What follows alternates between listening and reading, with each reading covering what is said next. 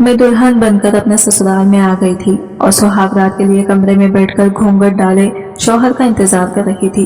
मैं बहुत घबराई हुई थी क्योंकि मैंने सुना था कि शौहर बहुत ही रोमांटिक है और रोमांटिक होने के साथ साथ बहुत खूबसूरत भी है।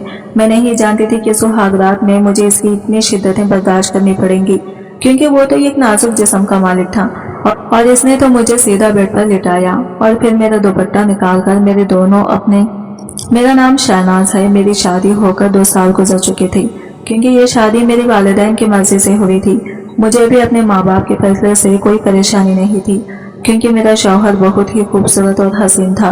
हर कोई मेरे शौहर को देखता तो इसका दीवाना हो जाता और हर कोई इसे शादी करना चाहता था। शादी का दिन भी आ गया और शादी की तैयारियां बहुत धूमधाम से हो रही थी। मेरे ससुराल के खानदान को देखकर हर कोई इस खानदान की बहू बनना चाहती थी। आलीशान घर और वहां पर काम करने के लिए नौकर चाकर सभी इस घर में मौजूद थे। जिंदगी की हर ख्वाहिश इस घर में पूरी हो सकती थी, हत्ता कि जिंदगी की हर सहूलत में ऐसा थी। शादी के दिन तो मैं बहुत घबराई हुई थी। शायद हर लड़की शादी के दिन को घबरा जाती है। मैं जुनैद इकबाल के घर रुखसत होकर पहुंच गई थी और मेरा पहला कदम जुनैद इकबाल के घर में रख चुकी थी। इसकी अम्मी ने मुझे बहुत ही प्यार से मुझे बहू बनाकर लाई थी। आखिर मैं उनके बहन की बेटी जो थी। मेरे ससुराल में मेरी ननन और मेरे सास ससुर भी रहते थे। मेरी ननन शादीशुदा थी। मेरे ससुराल इतना लंबा चौड़ा नहीं था। मैं अपने ससुराल की रौनक देखकर बहुत खुशकिस्मत समझने लगी थी। मैं अपने कमरे की सजावट देखकर हैरान रह गई थी। जैसे मैं खूबसूरत नजर आ रही थी, वैसे ही मेरा कमरा भी बहुत खूबसूरत लग रहा था। मुझे बेड पर बिठा दिया था और बेड पर बैठकर अपने शौहर का इंतजार कर रही थी। मुझे कमरे में पहुंचा के सब लोग कमरे से जा चुके थे। जुनैद इकबाल कमरे में दाखिल होते ही वो मेरे करीब आ गया।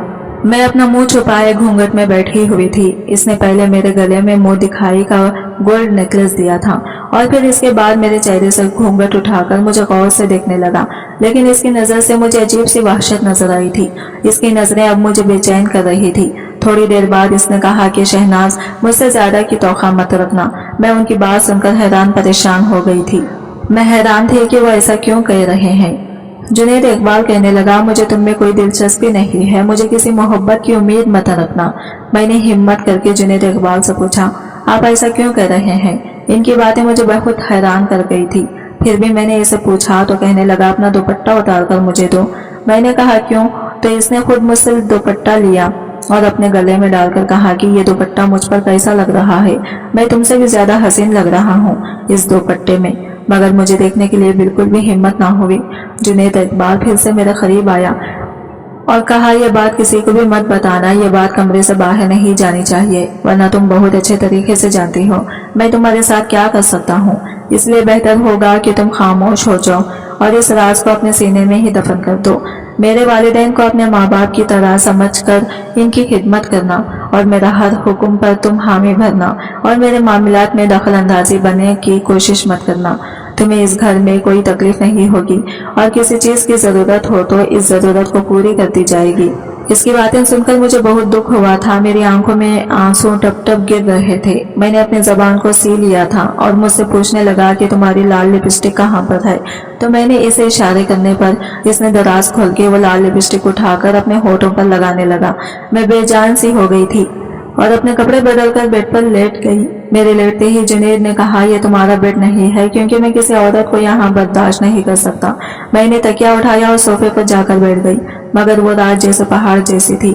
मैं एक नामुकम्मल इंसान की बीवी थी। यह ख्याल आते ही मुझे कुछ होने लगता। मेरे देखते ही देखते वो औरत की तरह तैयार हुआ। अपना रेशमी लिबास पहना था, साथ ही मेरा लाल दुपट्टा ओढ़ लिया और बेड पर लेट गया। थोड़ी ही देर बाद जब मैंने देखा तो वो सो चुका था। मेरी सारी रात आंखों में ही कट गई। नींद आने ही लगी थी कि फजर की अजानें होने लगी। मैंने नमाज पढ़ी और दोबारा लेट गई। इतने में जावेद जाग गया। जागते ही इसने मुझसे पहला सवाल यही किया, तुमने मेरे कपड़े नहीं निकाले? इसे कोई ख्याल नहीं था कि मैं इसकी नई नवेली दुल्हन हूँ। खैर, मैं फौरन उठी और अलमारी से इसके कपड़े देखने लगी। जो सूट मुझे जावेद की मुनासिबत से सही लगा मैंने निकाल कर दे दिया, मगर मैंने कपड़े पकड़ाते हुए इससे एक सवाल किया, आज तो आपने वलीमे में जाना है? इसने कहा, मेरे हाफिज में शादी से ज्यादा जरूरी काम है। तकरीब में वक्त पर पहुंच जाऊंगा। आइंदा मुझसे सवाल जवाब मत करना। मेरी चीज़ें मुझे हमेशा वक्त पर चाहिए। फिर वो हाफिज चला गया और शाम को वलीमे की तकरीब के लिए मुझे तैयार करवाया गया, मगर मेरे दिल को किसी भी बनाव सिंगार में दिलचस्पी नहीं रही थी। जब मुझे स्टेज पर बिठाया गया तो वहाँ पहले से मौजूद बिठाया था। बड़े प्यार से इसने मेरा हाथ थामकर मुझे अपने साथ बिठाया, जो कि मेरे लिए बड़ा हैरत अंगेज था। लोगों का मजमा लगा हुआ था, सब लोग आकर बारी बारी मिल रहे थे। इसके दोस्त, रिश्तेदार और तकरीबन सभी से मुलाकात हुई। थोड़ी देर के बाद एक अजनबी मगर काबिल कबूल चेहरा जावेद के पास आया। इसे सलाम किया और गले लगाया, साथ ही मुझे भी सलाम किया। जावेद ने मुझे बताया कि ये भी इसका दोस्त है। इसने शादी का तोहफा मेरे हाथ में दिया और जावेद से नजरें बचाते हुए धीमी आवाज में कह दिया कि भाभी, ये तोहफा अकेले बैठकर देखिएगा। मुझे ये सब अजीब सा लगा था। जावेद के बाकी तमाम दोस्तों ने तोहफा जावेद के हाथ में थमाए थे। तकरीब खत्म हुई तो सब लोग अपने घर को चले गए। हम भी वापस घर आ गए। गुज़िश्ता रात की तरह ये रात भी गुजर गई, मगर मुझे एक चीज का अंदाजा हो गया था कि मेरा शौहर हद दर्जा का मुनाफिक है। दुनिया के सामने इसका रूप और होता है और बंद कमरे में इसका रूप और है। फिर जिंदगी एक रूटीन से चलने लगी। वो सुबह हाफिज चला जाता, मेरा सारा वक्त इसकी अम्मी के साथ गुजरता। कोई नहीं जानता था कि हम दोनों के दरमियान क्या चल रहा है। एक दिन अचानक दरवाजे पर घंटी बजी। मुलाजिमा ने बताया कि जावेद साहब का कोई दोस्त और इनकी वालिदा आई हैं। जब वो अंदर आया तो मुझे वो चेहरा जाना पहचाना सा लगा। जहन पर जोर डालने से मालूम हुआ कि ये तो वही शख्स है जिसने मेरे हाथ में तोहफा दिया था। खैर, गुपचुप हो रही थी तो बातों के दौरान मालूम हुआ कि इनका नाम आमिर है। मेरी सास ने इनके लिए बेहतरीन खाना बनवाया। खाना खाने के वक्त जावेद भी आ गया। मुझे लगा था जैसे आमिर वक्फे वक्फे से मेरी तरफ देख रहा है। खाने के बाद मेहमान घर को रवाना हो गए, मगर जाते जाते मुझे और जावेद को अपना घर दावत पर मदवा कर गए। जिस दिन आमिर के घर दावत पर जाना था, इससे एक रात पहले जावेद ने मुझसे पूछा कि तुम कल कौन सा जोड़ा पहनोगी। मैंने इसे बताया ये वाला पहना है। इसने मेरे हाथ से वो जोड़ा ले लिया और कहा तुम ये नहीं पहनोगी। मैंने जबरदस्ती इसे जोड़ा लेने की कोशिश की तो इसने मेरे हाथ से खींच लिया, साथ ही मेरे मुंह पर थप्पड़ रसीद कर दिया और कहा मेरे आगे जबान दराजी और बदतमीजी करने वालों के साथ मैं यही सलूक करता हूँ। इस रात में बहुत रोई थी। अगले रोज दोपहर के वक्त मैं और जावेद तैयार होकर कमरे से बाहर निकले तो जावेद ने मेरा हाथ थाम लिया और मुझे मेरी सास के पास ले गई। उन्होंने हम दोनों की खूबसूरती को सराहा और कहा अल्लाह ताला तुम दोनों को सलामत और खुश रखें। बस अब मुझे जल्दी से दादी बना दो। इनकी इस बात पर मेरा दिल परेशान सा हो गया। फिर हमने इन्हें खुदा हाफिज कहा और हम गाड़ी में बैठ गए। गाड़ी में बैठते ही जावेद ने नया हुक्म सादर कर दिया, मेरे वालिदैन की हर बात का जवाब खुश इखलाक़ी से दिया करो। अगर वो कोई गलत बात भी करें तो तुम मुस्कुराकर जवाब देना। अब तो मुझे जावेद से खौफ आने लगा था। सारा सफर यूं ही खामोशी से कट गया। उमैर के घर पहुंचे तो इसकी वालिदा और वो गेट पर हमारा इंतजार कर रही थी। हम दोनों अपने चेहरे पर मनसूई मुस्कुराहट सजाए सबसे मिले और फिर इनके पास बैठ गए। उमैर और जावेद आपस में बातें करने लगे और मैं उमैर की वालिदा के हमरा बैठ गई। खाने की मेज पर उमैर की नजरें मुझ पर वाज़ा तौर पर थी, जो कि मुझे अजीब सा बेचैन कर रही थी, मगर मैंने इसे नजरअंदाज कर दिया। एक दो बार बहाने से इसने मुझसे बात करने की कोशिश भी की, जिसका मैंने सरसरी सा जवाब दिया था। दावत खत्म हुई तो हम दोनों घर आ गए। अगले रोज मेरी खाला ने मुझे कहा चलो कुछ खरीदारी करने चलते हैं। मैं इनके साथ चल पड़ी, मगर मुझे हल्का हल्का बुखार था। पहले हमने कुछ कपड़े खरीदे, फिर जूतों की दुकान पर गई। जब निकल रहे हम वहां से थे तो हमें आमिर नजर आया। इसने भी हमें देख लिया था, इसलिए वो हमारी तरफ आ गया और सलाम करके हाल पूछने लगा। फिर अचानक इसने मुझे देखा और कहा आपकी तबीयत ठीक नहीं लग रही। मैंने कहा नहीं मैं ठीक हूँ। खैर, इस मुख्तसर सी बातचीत के बाद हम लोग घर आ गए। उमैर की निगाहें मुझे बेचैन कर रही थी, मगर मेरे जहन में एक ही बात चल रही थी, जो चीज मेरी खाला ने नहीं समझ पाई कि मैं उदास हूँ या मेरी तबीयत खराब है। ये तो उमैर एक नजर में जान गया था। खैर, मैंने इस ख्याल को जहन से झटका और अपने मामूल के कामों में लग गई। एक दिन अचानक खाला की तबीयत खराब हो गई। घर पर कोई नहीं था, बात नौकरों की बस से बाहर थी। इस वक्त किसी समझदार आदमी की जरूरत थी। मेरा शौहर जावेद और मेरे ससुर कॉल नहीं उठा रहे थे। मैंने घर में मौजूद नंबरों वाली डायरी निकाली। इस पर सबसे पहले उमैर का नंबर लिखा हुआ था। मैंने इसे हॉस्पिटल बुलाया, साथ में खाला को लेकर हॉस्पिटल पहुंच गई। खाला का ब्लड प्रेशर बहुत हाई था, इसी वजह से इनकी तबीयत काफी खराब हो गई थी। मैं और उमेर बाहर खड़े थे। मैं रो रही थी क्योंकि इस घर में वही मेरा सहारा था। उमेर मेरे पास आया और मुझे तसल्ली दी, लेकिन इसके अल्फाज इंतहाई नरम थे। इसने मुझे चुप करवाया तो मेरे आंसू थम गए। फिर वो मेरे लिए पानी लेकर आया। पानी पकड़ाते हुए इसका हाथ मेरे हाथ से जरा सा टकराया तो इसने फौरन कहा, अरे आपको तो तेज बुखार है, मुझे लगता है आप अपना ख्याल बिल्कुल नहीं रख रही हैं। वो मुझे समझाने लगा। इसकी फिक्र दिल ही दिल में मुझे अच्छी लगने लगी। थोड़ी देर बाद डॉक्टर ने आकर बताया कि खाला होश में आ गई है, हम इनसे मिल सकते हैं, रात को इन्हें घर भी ले कर जा सकते हैं। मैंने उमेर का भी शुक्रिया अदा किया जिसकी वजह से हम वक्त पर हॉस्पिटल पहुंच गए थे। हालात बिल्कुल ठीक थे।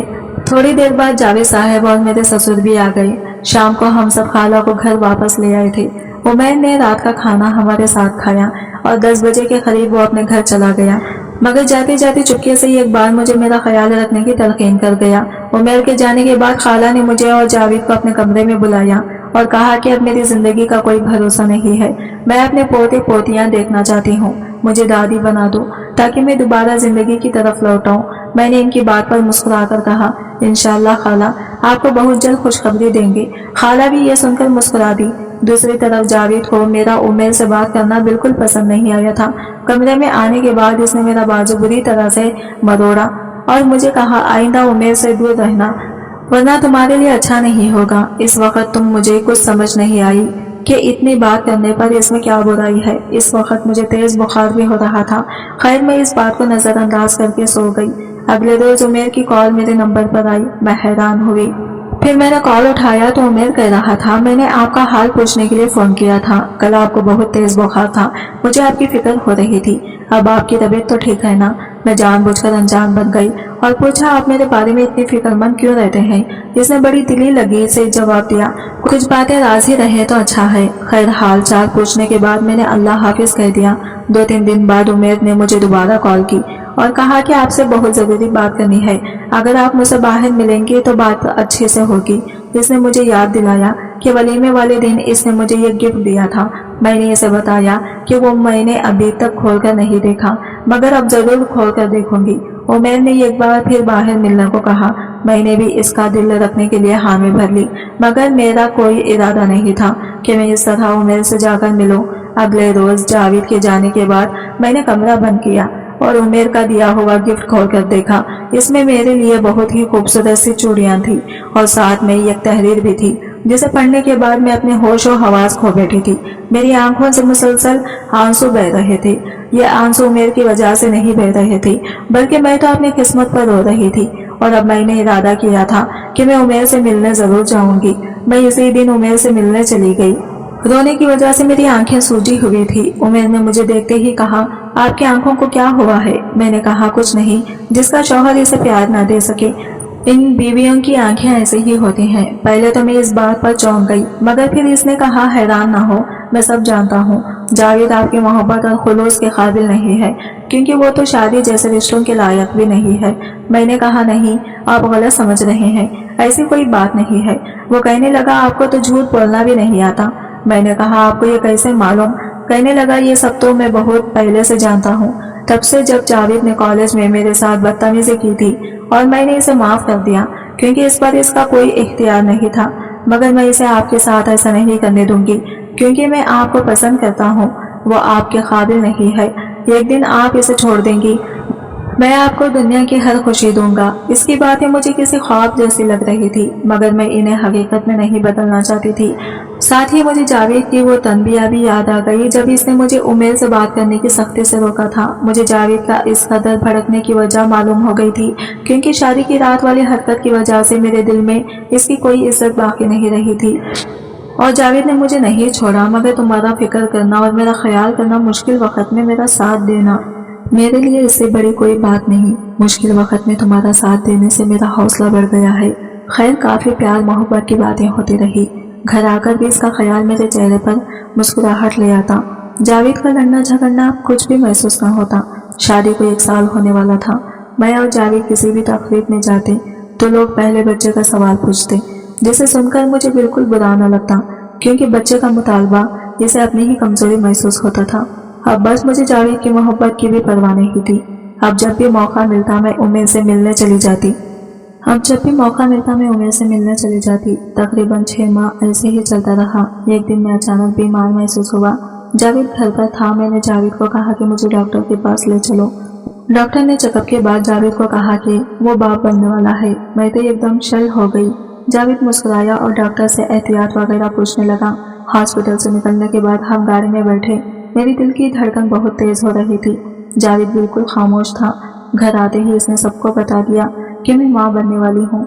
सब खुश थे। ये कहकर जावेद कमरे में चला गया। मैं भी इसके पीछे कमरे तक आ गई। मुझे देखते ही जावेद मुस्कुराने लगा और बोला, चलो आज ये मसला भी हल हो गया। अब कोई मुझसे सवाल नहीं करेगा और ना ही कोई मेरी मर्दानगी पर शक करेगा। मैं इसकी बात सुनकर परेशान हो गई। फिर इसके अगले सवाल ने मुझे और परेशान कर दिया। कहने लगा, अच्छा ये तो बताओ ये बच्चा किसका है? पहले तो मैं चुप रही, फिर मैंने डरते डरते जवाब दिया, ये बच्चा उमेर का है। ये सुनते ही इसका दिमाग चकरा गया। कहने लगा, ये क्या बकवास कर रही हो? उमेर सिर्फ मेरा है, तुम्हें इसके बच्चे को जाया करवाना होगा। मैं इसके इस रद्द अमल के लिए बिल्कुल तैयार न थी। मैंने कहा, मैं ऐसा हरगिज नहीं करूंगी। इसने मुझ पर बहुत गुस्सा किया। इसके रवैये पर मैं हैरान हो गई। मैंने इस वक्त खामोश रहना मुनासिब समझा। इसके बाद रात गए तक मैं अपने बच्चे को बचाने की तरकीबें सोचती रही। रात के 2 बजे का वक्त था जब जावेद सोया हुआ था। मेरे ज़हन में तरकीब आई कि मैं यहाँ से भाग जाऊँ। शायद यही वाहिद हल था, क्योंकि बच्चे को इससे ज़्यादा बचाने के लिए मैं और कुछ नहीं कर सकती थी। सुबह होते ही जावेद मुझे ज़बरदस्ती डॉक्टर के पास ले जाता और मेरा अबॉर्शन करवा देता। मैं चुपके से घर के पिछले दरवाजे से बाहर निकली और रोड पर दीवाना वार चलने लगी। मुझे इस वक्त कुछ भी समझ नहीं आ रहा था कि मैं किस तरफ जाऊं। रात के इस वक्त कोई रिक्शा भी नहीं था। मेरे दिमाग में बस एक ही बात थी कि मुझे जावेद से दूर जाना है, बहुत दूर, ताकि वो मेरे बच्चे को नुकसान न पहुंचा सके। मगर शायद कुदरत को कुछ और ही मंजूर था। अचानक एक गाड़ी आई और इसे मेरी टक्कर हो गई। मेरी आंखों के आगे आखिरी मंजर ढंढला अंधेरा था। मेरी आंख खुली तो मैं हॉस्पिटल के बेड पर थी। मेरे सामने उमेर बैठा था। मैं नहीं जानती थी वो यहाँ कैसे आया। इसे कैसे मालूम हुआ कि मैं घर से बाहर जा रही हूँ। इसे देखते ही मैंने कहा, उमेर प्लीज मेरे बच्चे को बचा लो। इसने मुझे तसल्ली देते हुए कहा, शाहीन अब तुम्हारा बच्चा इस दुनिया में नहीं रहा। मेरी तो ये बात सुनते ही दुनिया लुट गई। मैं रोने लगी थी। उमेर ने मुझे बहुत तसल्ली दी। इसने कहा, बच्चा दोबारा भी हो सकता है, परेशान होने की जरूरत नहीं। वो मुझे चुप करवाने की कोशिश कर रहा था, मगर मेरे आंसू थम नहीं रहे थे। उमेर मुझे तसल्ली दे रहा था, मगर मुझे लग रहा था मेरी जिंदगी में कुछ बाकी नहीं है। इस दिन के बाद मेरा किसी से बात करने का दिल ना चाहा। एक रात मुझे ख्वाब में लगा जैसे जावेद मेरे पास आया है। वो मुझसे कह रहा था कि अब तुम्हें मुझसे कोई नहीं बचा सकता। इस दिन मैं दोबारा पुरसुकून नींद न आई। उमेर ने बहुत कोशिश की कि मेरा दिल बहल जाए। वो मेरे चेहरे पर मुस्कुराहट देखने के लिए तरस रहा था, मगर मेरे अंदर कुछ बोलने की सिकत नहीं थी। बिला के डॉक्टर्स के 6 महीने की मेहनत के बाद मैं उठकर चलने फिरने और बोलने के काबिल हुई। मुझे इसने अपनी मोहब्बत का बार बार यकीन दिलाया। उमेर की मोहब्बत का खूबसूरत इजहार सुनकर मेरी जिंदगी हसीन लगती। इसने मुझे अपने साथ चलने का कहा, जिस पर मुझे कोई एतराज नहीं था। मैंने इससे कहा, तुम्हारे घर वाले नहीं मानेंगे, मगर इसने मुझे ये खुशखबरी सुनाकर एक बार फिर जिंदगी की उम्मीद दे दी कि वो अपने घर वालों को पहले ही मना चुका है। इसके साथ मुझे बिल्कुल शहजादियों वाला एहसास हुआ। इसने जावेद के खिलाफ खुला का मुकदमा दायर कर दिया। बहुत जल्दी ही हमारी तलाक हो गई। इद्दत पूरी होने के बाद उमेर ने मुझसे निकाह कर लिया। शुरू में उमेर की अम्मी का रवैया मेरे साथ जरा सख्त था, जिसकी बड़ी वजह यह थी कि वो मेरी खाला की बेहतरीन दोस्त रह चुकी थी। मगर उमेर की मोहब्बत सख्ती से कई गुना बढ़कर थी। आहिस्ता आहिस्ता आंटी ने मुझे पसंद करना शुरू कर दिया। उन्होंने मुझे दिल से कबूल कर लिया। अब मैं दोबारा माँ बनने वाली हूँ। आज उमेर और मैं अपने गए गुनाह की भी अल्लाह ताला से माफी मांगते हैं। बेशक वो माफ करने वाला है। उमेर निकाह से पहले ये गुनाह नहीं करना चाहते थे, मगर मैं बहक गई थी। उन्होंने जो गिफ्ट मुझे दिया था, इसमें भी यही लिखा था कि तुम्हारा शौहर जावेद शादी के लायक नहीं है, तुम इसके साथ कभी भी खुश नहीं रह सकोगी। तुम मुझे पहले ही नजर में बहुत अच्छी लगी हो। मैं चाहता हूँ कि तुम अपने शौहर को छोड़कर मुझसे शादी कर लो। अगर मैं इस वक्त उमेर का कहना मान लेती तो हम दोनों से इतना बड़ा गुनाह कभी भी ना होता। आज की वीडियो कहानी आपको कैसी लगी कमेंट करके जरूर बताएगा, और वीडियो अच्छी लगी है तो लाइक शेयर जरूर कीजिएगा और हमारे चैनल को सब्सक्राइब करें फ्रेंड्स। मिलते हैं अगले वीडियो के साथ, तब तक के लिए बाय बाय, टेक केयर, अल्लाह हाफिज।